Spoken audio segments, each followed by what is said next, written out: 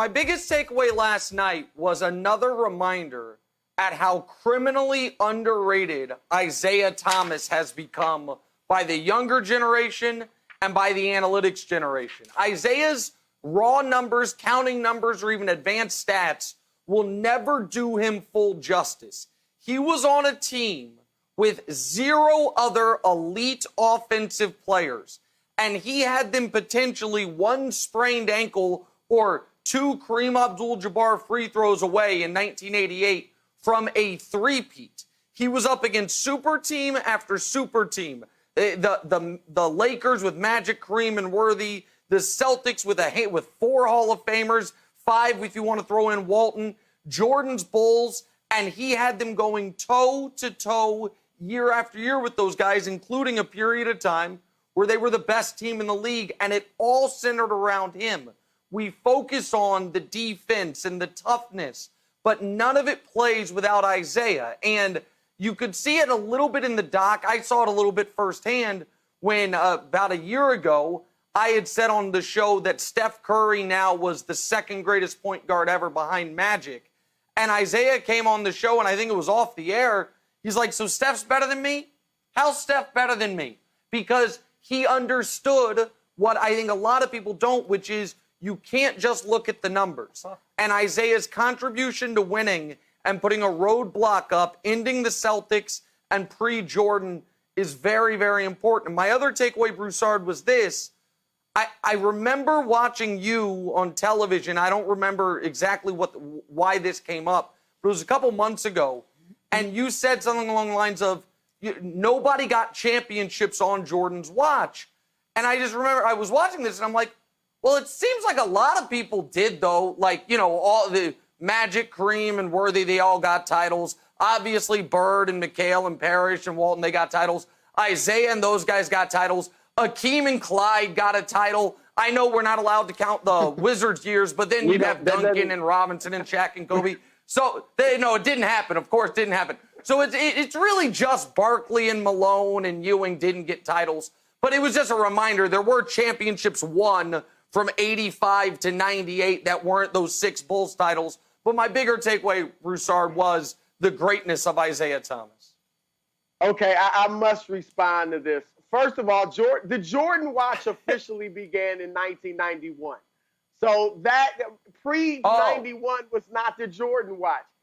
But that was a very astute point you made, Nick, about Isiah. I'm glad you made it. Most millennials are lost when it comes, and most analytic guys are lost when it comes to Isiah Thomas. And you mentioned the numbers.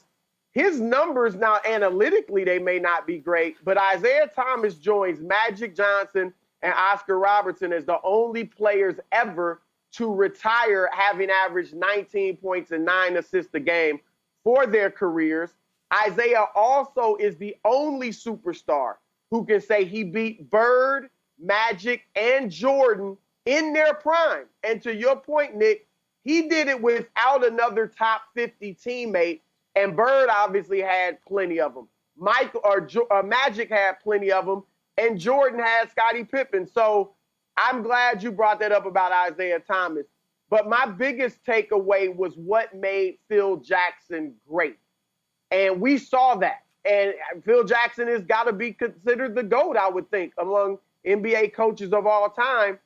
But you saw that Phil Jackson understood you coach different players different ways. He understood Dennis Rodman was a different type of guy. So he gave him leeway. There are a lot of NBA coaches, and it's hard to blame them, who would have been like, what?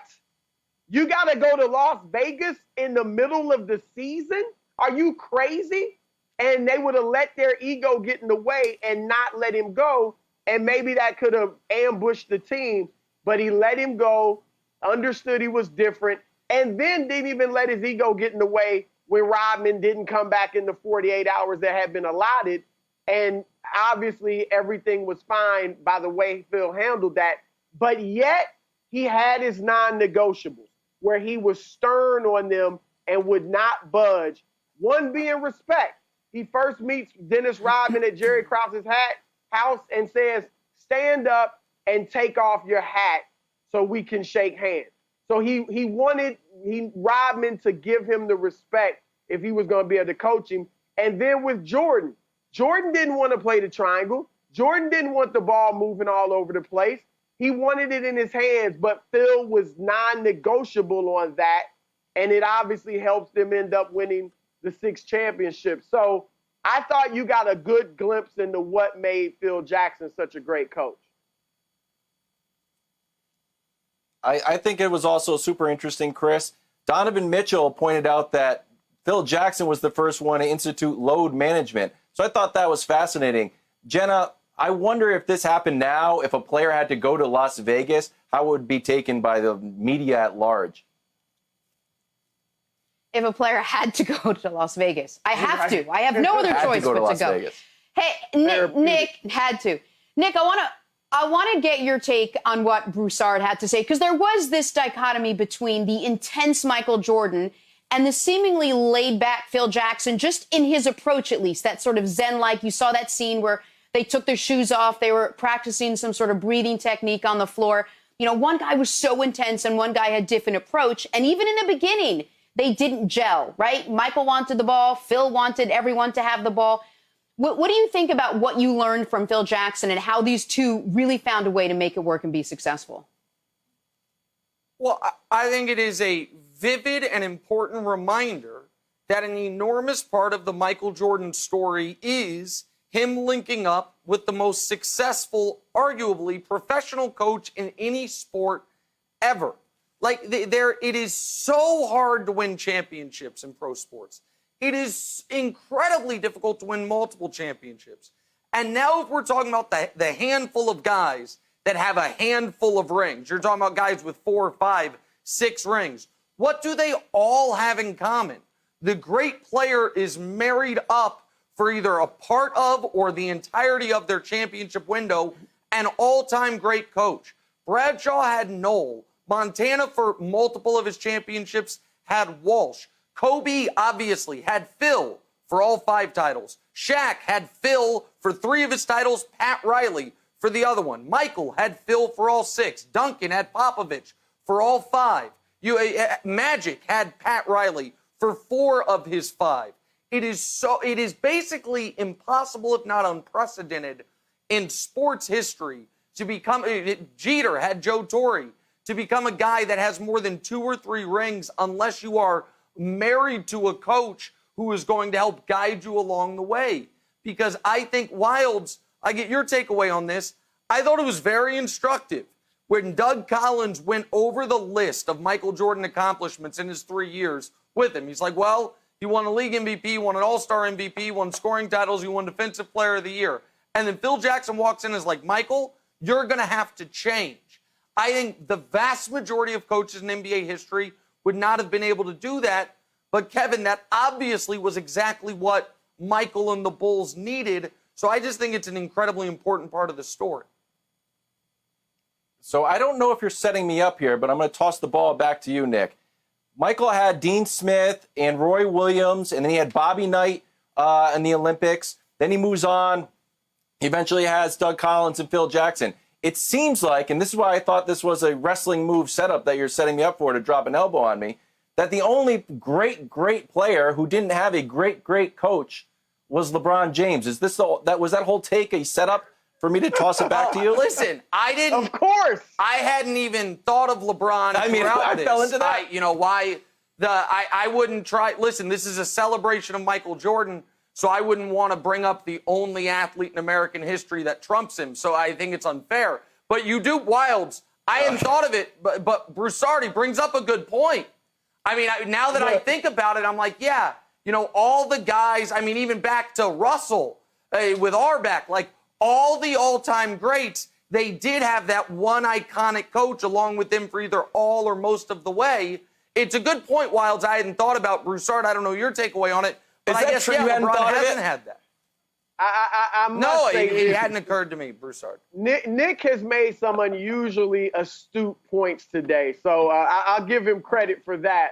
But look, I agree with Nick. I've long said that had LeBron been linked up with one of the all-time greats, a Phil Jackson, a Greg Popovich, or a Pat Riley, maybe a Larry Brown, he would have more championships. And then I think if he has more championships, he's probably widely recognized as the GOAT. But Phil Jackson understood this, that no matter how great your one player is, if your team focuses too much around that one player and he does everything essentially, you're going to have trouble winning at the highest level.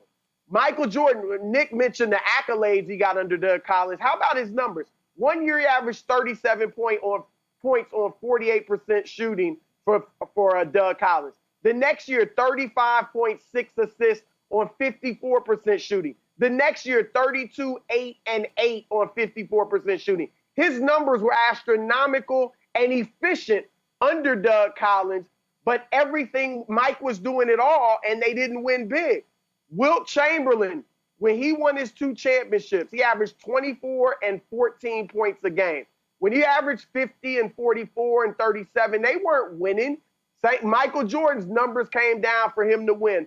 And I've said this about LeBron. Obviously, LeBron's an unselfish player. But everywhere he's been, the offense, everything is focused around LeBron. I say it's a LeBron system. And he either makes the hockey assist, the assist, or the basket. And it's a tribute to his individual greatness, but it's difficult, no matter how great you are, to win championships consistently when everything revolves around one player. LeBron hasn't had that coach that's been able to force that on him and just make him be part of the system rather than the entire system. Thanks for watching. Subscribe here to get the latest from the show. Also, be sure to check out more of the best clips from First Things First, or go watch a few segments from our other shows on FS1.